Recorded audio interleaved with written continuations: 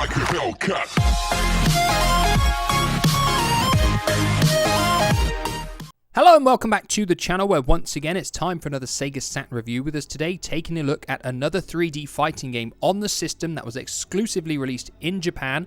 Of course, I'm talking about Dead or Alive, which was originally released in November of 1996 in the arcades before coming out on the Saturn in October of 1997. The PlayStation did get a version of this game released in all territories in the following year.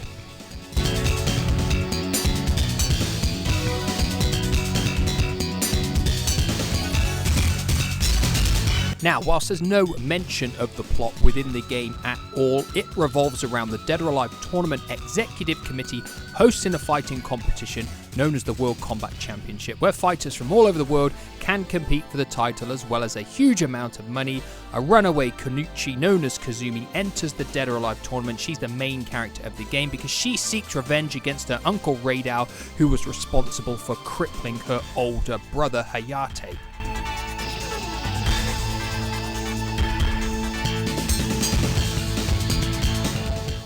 So once the fantastic looking title screen hits, you'll see you've got a choice of arcade mode, time attack, versus mode, survival mode, Kumite mode, training mode, and options. Once you head into options, you've got a few things you can change in terms of game settings, the level, the life gauges, number of set points, the normal thing, but of course the most important setting is whether you want bouncing breasts on or off.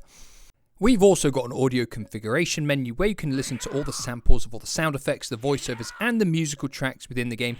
And we've also got an extra configuration menu which will give you more options to unlock as you play more of the game. So once you hit the character selection screen, you will see you've got a choice of 8 characters to begin with. We've got Kazumi, we've got Zack, we've got Hayabusa, we've got Bayman, Lei Fang, Genfu, Tina, and also my personal favourite, Jan Lee.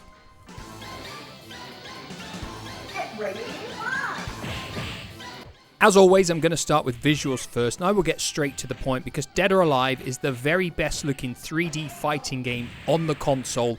It simply puts everything else to shame. The character models look better than any other 3D character models on the system. The polygon count, the level of details on the characters is fantastic. They actually have true transparencies on their shadows as well, something that hardly any of the other fighting games on the system do. The backgrounds look absolutely brilliant as well. We've got multiple layers to them to give you the illusion of 3D, similar to what Virtua Fighter 2 did, and they look absolutely fantastic. We've even got true transparencies for the explosion effects as well in the danger zone, which again is something that's very rare on the console. The replays look sensational. The menu screen and the title screen have got fantastic presentation values as well, and the character selection screen too. It really is a visual showcase for what the Saturn could do when it was in the right hands. If you think back to a couple of weeks ago when I looked at D3rd and I said actually that game looked okay, Dead or Alive puts it to shame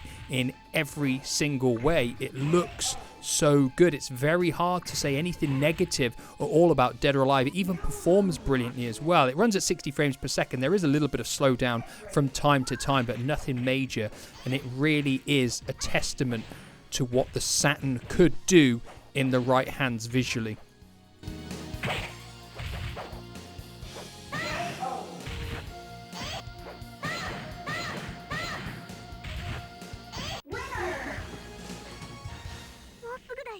As if looking visually impeccable wasn't enough, Dead or Alive also sounds absolutely fantastic as well, and there's nothing negative I can put on anything to do with sound on this game. The sound effects within battle all sound fantastic. The character voiceovers as well are very clear on this game, much clearer than other 3D fighting games on the system. There are a lot of games that have got this slightly muffled quality to their voices, and I've mentioned this quite a lot of the times when I've reviewed games, but Dead or Alive does not suffer from that in any way, shape or form. And to cap it all off, it has an absolutely fantastic soundtrack as well that actually rivals the quality of Virtua Fighter 2. It really is top quality stuff through and through in the sound department. So like always, I will give you some samples of the music within Dead or Alive.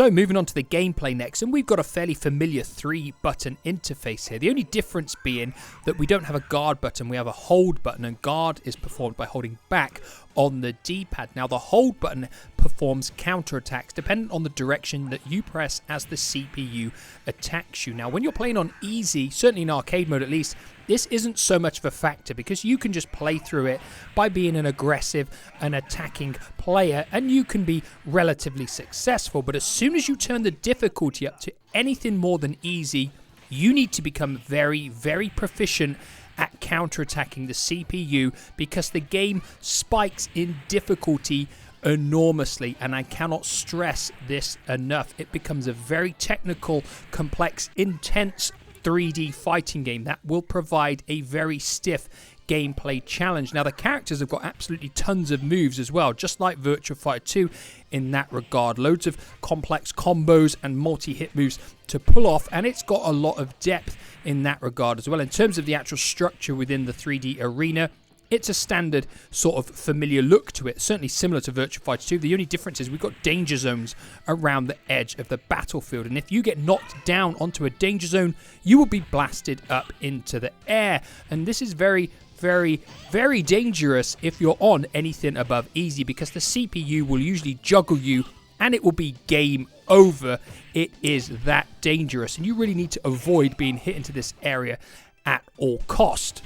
And overall, I feel the only criticism that I can aim at the game in terms of gameplay is the fact that it's just too difficult overall on anything other than easy, because it is a fantastic playing game. It's a solid, technically proficient fighting game. It's actually very enjoyable to play as well.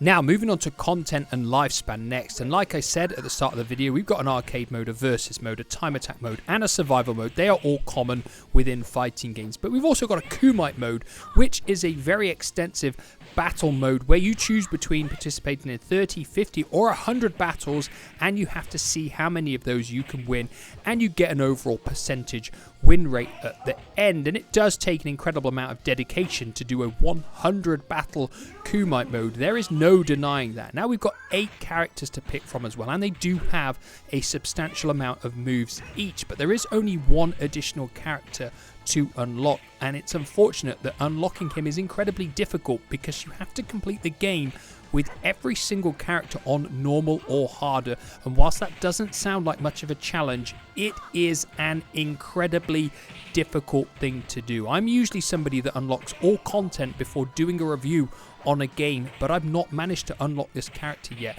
because it is very, very tough to do so. There are extra costumes as well to unlock for the characters, but again, you need to complete the game on normal or harder with the characters to get them. It is no small feat whatsoever. There are a few additional options to unlock as well, but again, unlocking some of these is a massive challenge, and this for me is where the game suffers because I feel there isn't a lot of content to unlock, and what there is actually very, very difficult to unlock as well.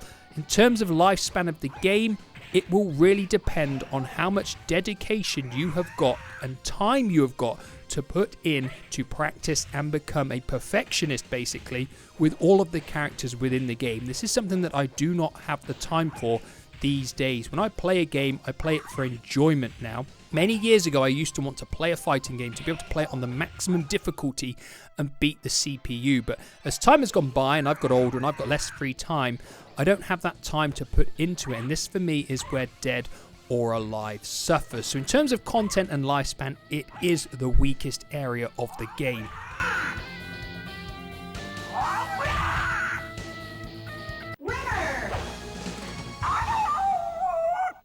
Now, as always, that leaves me with my 2 final questions.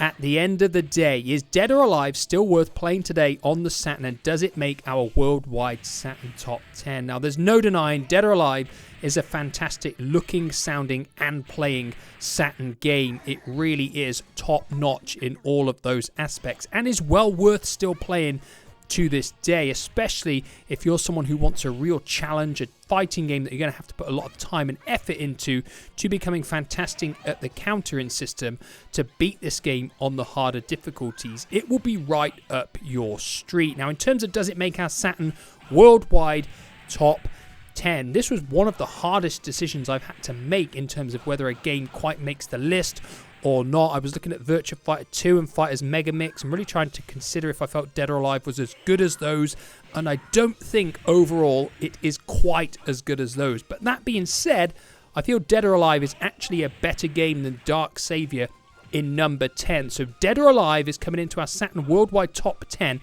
at number 10, and that's a real testament to the quality of the game, because the other games in that top 10 are very, very good games. So any game entering the top 10 now is a genuinely top quality title, and I actually feel Dead or Alive is. But like always, these are just my thoughts and my thoughts alone. If yours differ, or if you agree with me and you think that Dead or Alive is indeed one of the Saturn's very best fighting games, leave me a comment down below. And like always, I'll be back in the near future with another Saturn review. Goodbye for now.